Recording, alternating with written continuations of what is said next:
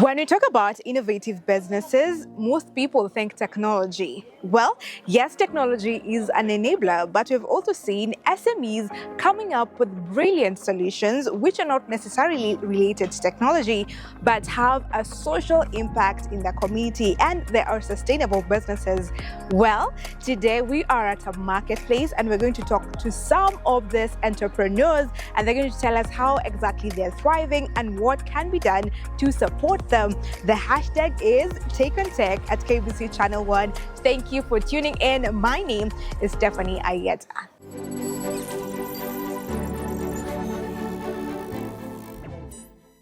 In our tech news today, the Ministry of Energy and Petroleum reports around 1,000 electric bikes and motorcycles in Kenya, with numbers expected to grow as electric mobility gains popularity.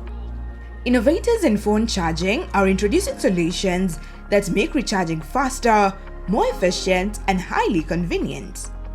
The use of solar hydrators offers a sustainable solution to mitigate Kenya's post-harvest losses, which contribute significantly to food insecurity and annual financial losses.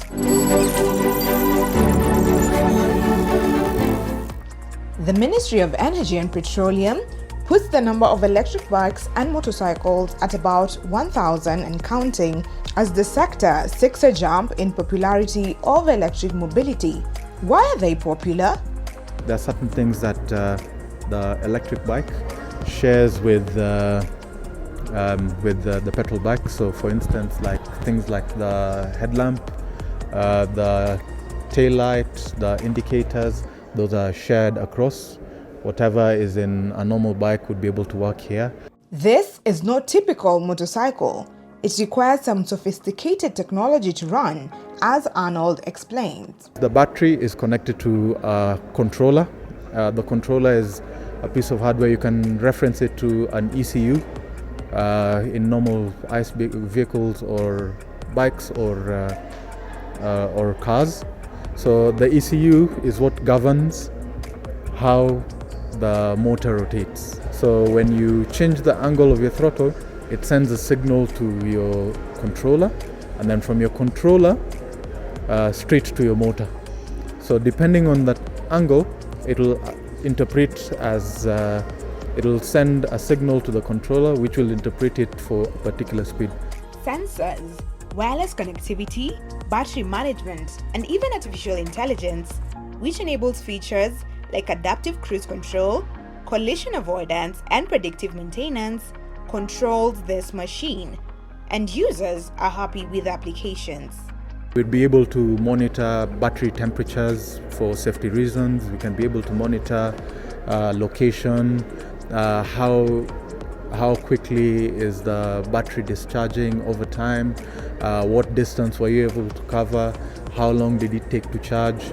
Those are all parameters we're able to measure. As the government pushes for more e-motorcycles to drive electric vehicles adoption and create jobs, there are a few things to consider in this space. The biggest thing I think would be for people of monetary institutions, banks, and such organizations, if they can be able to offer that support or be a bridge between us and the consumer, I think would be able to speed up the adoption of this. Kenya is looking to drive EV technology growth through an e-mobility sessional paper currently in the National Assembly. The Internet of Things, or IoT, describes the network of physical objects that are embedded with sensors, software, and other technologies for the purpose of exchanging data with other devices over the Internet. Kenya is expected to witness significant growth in this market. According to industry projections, the country's IoT market revenue is expected to reach 87 billion shillings this year, and innovators have noticed.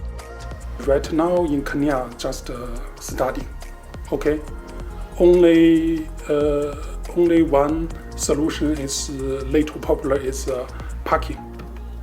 Parking is one solution for IoT, and this may be the second one. Peter Wong, the founder of MoPower, is one of the innovators whose solution aims to revolutionize the way people recharge their phones. But how does this technology work?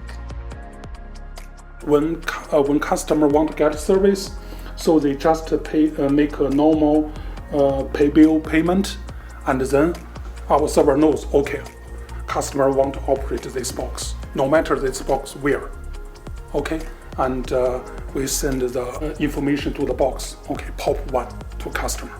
So if some customer take away after 24 hours, our call center will try to call them, communicate them, try to convince them to return back. This is only first my IoT solution. In the future, I want to introduce some others. And step by step, all customer history, the using history, I can record. If this customer, the record very good, I prefer to give this customer just take away use. We can calculate later. Wong hopes that in Kenya, very soon, IoT will increasingly enhance perceptions of the real world through portable, wearable, and even implantable devices, blending digital information with physical surroundings. According to the Ministry of Agriculture, post-harvest losses is a major contributor to declining food security in the country, noting that the losses are estimated in the range of 30 to 40%, translating to a loss of 72 billion shillings annually from across a diverse of value chains. This is where James Nyamai comes in. With a background in engineering, Nyamai was able to come up with an innovation that is quickly becoming of interest among farmers. How this technology works is that we have developed it in such a way that it uses the normal heating system using the sun, but we have enhanced that using UV treated poly to tap the heat from the sun and then be able to dehydrate. The difference lies in traditional solar dryers will only be able to dry during the sunny season. That's it. At night you cannot be able to dehydrate because it gets cold, and the products, if you leave them inside, they are hygroscopic. They will reabsorb back the moisture. It has a heating system attached to it. Now that heating system will automatically supply hot air into the drying unit to be able to dry. You can be able to monitor the temperatures, be able to set the ideal temperature for whatever product that you are drying. Different products will dry at different temperatures. This is a made in Kenya thing. And it takes time before farmers can be able to adopt something that is local. And most people have that confidence with something that is imported as opposed to something that is made locally. Currently, the government is also deploying other post-harvest management strategies through the support of partners such as the Food and Agriculture Organization, FAO.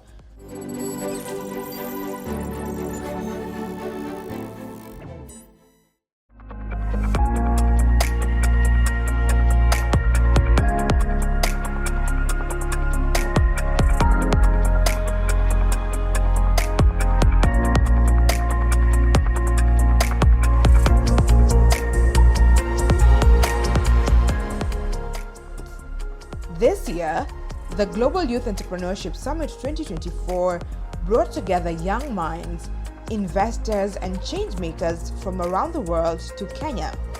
Here, Kenyan entrepreneurs had the chance to learn, connect, and explore solutions tailored to local challenges. Youth Business International, SOMO, and CAP Youth Empowerment Institute are empowering Kenya's underserved youth. Through essential training, mentorship, and funding opportunities, these organizations help entrepreneurs turn their ideas into sustainable businesses. What is it all about? It's also called CAPIA in short. We train young people and we support them so that they can find opportunities to earn a living. And normally they take two pathways, either a job, we train them and link them to a job opportunity, or increasingly these days, we train young people also and they set up their own small businesses. Our training package includes both pathways during training. But after training, those who choose to go into business are able to specialize different businesses. One of the sectors we have been exploring is a climate change sector. And in fact, that's one of the contributions we are making to the Youth Business International Network. As part of a global network, Youth Business International supports young entrepreneurs by providing research, data-driven insights, and resources. With over 60 members, YBI's extensive network allows them to close skill gaps and co-create impactful products that drive local and global change. We're specifically here now in Kenya because the time is now, I think, for Africa, the most entrepreneurial continent on the planet. We have a huge representation of our members here across various countries. And we draw from our membership, say what's important right now. We run this every 2 years. The themes that have come through for this event are around responsible business, the whole spectrum of things that people need to ensure their businesses are supporting social and green issues, climate issues, innovation, decent work, all the kind of topics you think about sustainability. Innovation, because that's how people are having to adapt and change their businesses. And then the simple fact that we are all very different and the people we support. Now, every conversation I've had here today has been like, oh, I'm just surprised that everyone's facing the same challenges. Wherever, you know, if I'm from Spain, if I'm from Uganda, if I'm talking to someone from Japan, actually, some of the challenges are very similar. It's very small adaptations that I think people make based on their context, because I think we're all human beings, and that's people have learned, you know, there are things that work. You might make small adjustments depending on, you know, the needs of your particular community or the context you're operating in. Through YBI, SOMO, and CAP Youth Empowerment Institute, young entrepreneurs are trained in essential areas, from decent work practices to green entrepreneurship and soft skills. These skills are building blocks of responsible, sustainable businesses. Entrepreneurship is the backbone of the economies here in Africa. I mean, it represents 90% of all businesses are micro, small, medium businesses.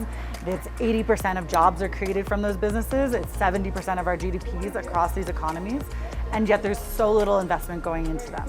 When you look at the types of businesses we work with as SOMO that are creating products and services that we use on a day-to-day basis, but they're maybe not your next like high growth tech startup that's gonna reach 1 million people tomorrow, it's really hard to find investors. Our entrepreneurs are coming from backgrounds where they might not have collateral, and so they're not accessible to banks. They might not have a credit history, also makes them not accessible to banks. They don't have this idea that's suddenly going to build technology that's going to reach those 1 million people tomorrow, so they're not going to be able to get that VC funding.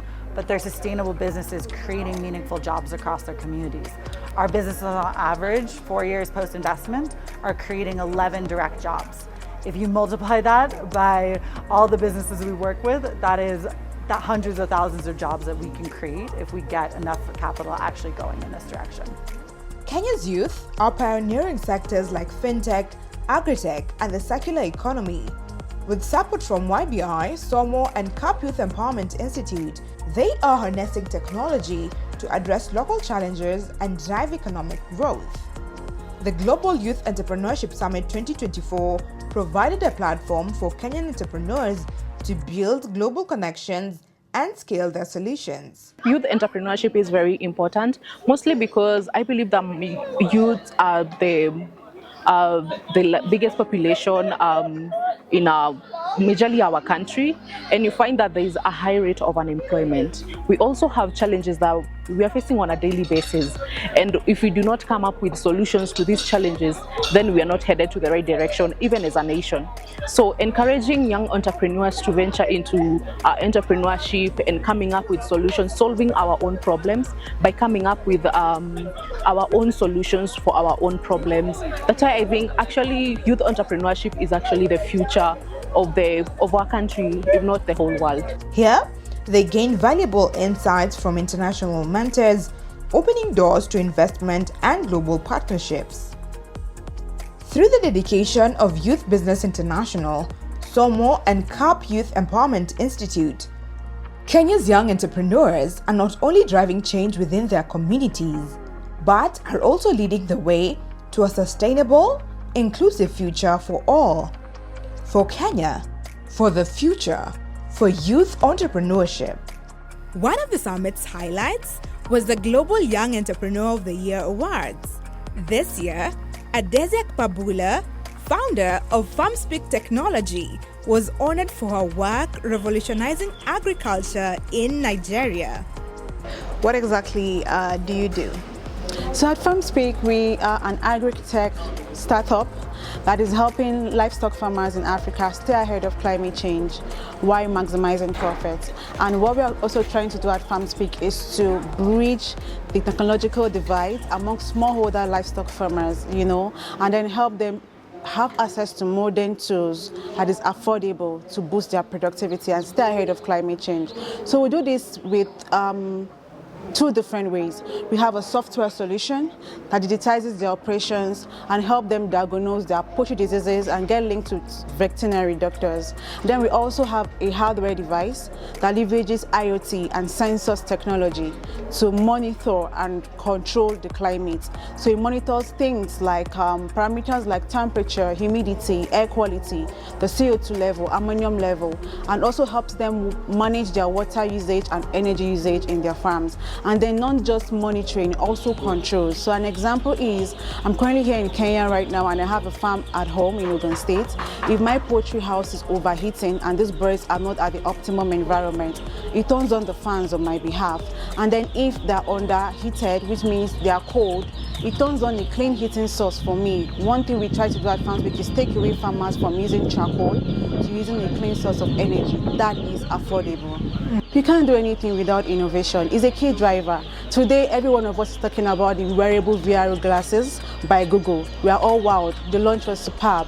And this got even young innovators thinking that the people behind these innovations are superhumans, which literally it's not true. So innovation is key to every business because it helps you move from point A to point B. It helps your business move faster. It streamlines your business operation and then sets you apart from your competitors who are actually not innovative. What do you think about these innovative businesses that we have shown you today? Tell us your thoughts and what you think can be done in order to support them further. The hashtag to use again is Take on Tech at KBC Channel 1. My name is Stephanie Ayata. I will see you next week, same time, same place. Until then, let's keep it tech. Adios.